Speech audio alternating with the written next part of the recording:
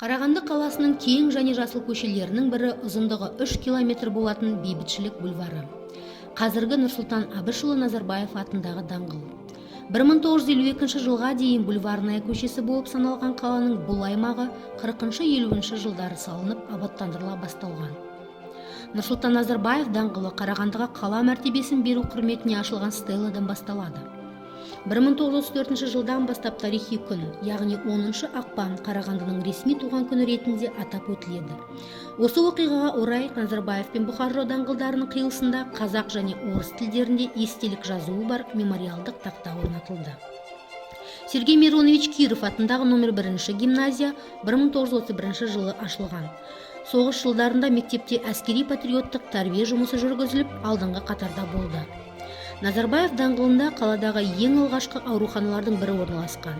Аурухананың тарихы Қарағанды облысының денсаулық сақтау жүйесін ұйымдастырумен тікелей байланысты. Облыстық аурухана 1948 жылы қалалық терапевтік аурухана базасында құрылып, 1952 жылдан бері клиникалық аурухана болып ауысады. 1957 жылы Бейбітшілік бульвары 5 мекенжайы бойынша тиісті тамақтану режимімен үйлесетін арнайы таңдалған тағамдық мәзірі бар әйгілі Дед-столовая қоғамдық тамақтандыру орны салынды.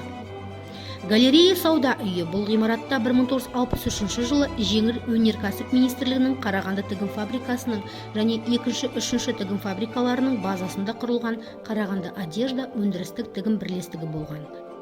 Бейбітшілік бульвары 17 адресі бойынша аяқ киім үйі дүкені болған. Қарағанды гуманитарлық колледжі педагогикалық училище болып 1976 жылы ашылған болатын. Константин Станиславский атындағы облыстық орыс драма театры, мәдени сахналық ұжым 1930 жылы Семейде ашылған. Қазақстанда алғаш құрылған орыс драма театрларының бірі.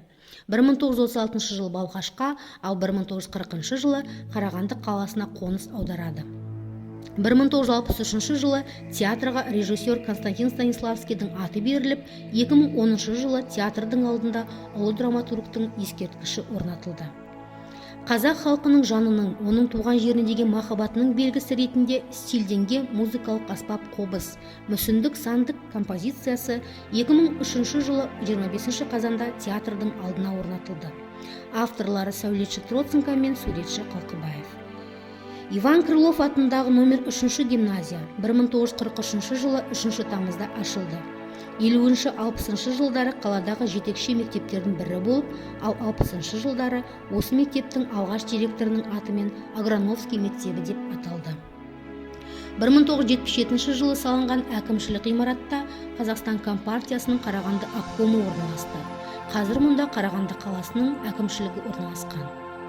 2011 жылдың 10 қазанында Қарағанды қаласы әкімшілігінің алдындағы алаңда қазақ халқының 17-18 ғасырлардағы ұлы үш биінің бірі, көрнекті қоғам және мемлекет қайраткері Қазыбек Келдібекұлына ескерткіш орнатылды.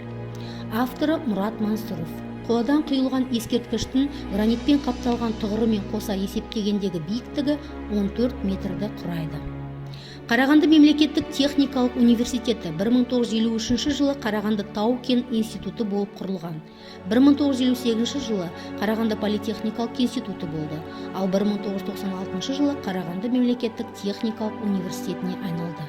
Қазіргі уақытта Қазақстандағы жоғарғы білікті мамандарды дайындайтын жетекші жоғары оқу орнының бірі болып саналады.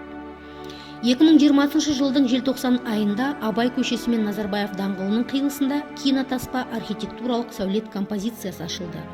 Сәулет туындысының авторы Рынгач. Композицияда жерден шығып тұрған кинотаспалар сомдалған. Бұралған таспаның ішінде қала өмірінің кезеңдерінің тарихы бейнеленген. Даңғылдың негізгі бөлігі болып табылатын аллея көшенің басынан аяғына дейін созылады. Аллеяда жыл сайын абаттандыру және көгалдандыру жұмыстары жүргізіліп отырады. Сонымен қатар әдемі шамдар орнатылып, жайлы орындықтар да қойылған. 2014 жылы 7 қарашада аллеяның ортасына қос ғашықты мүсіні орнатылды.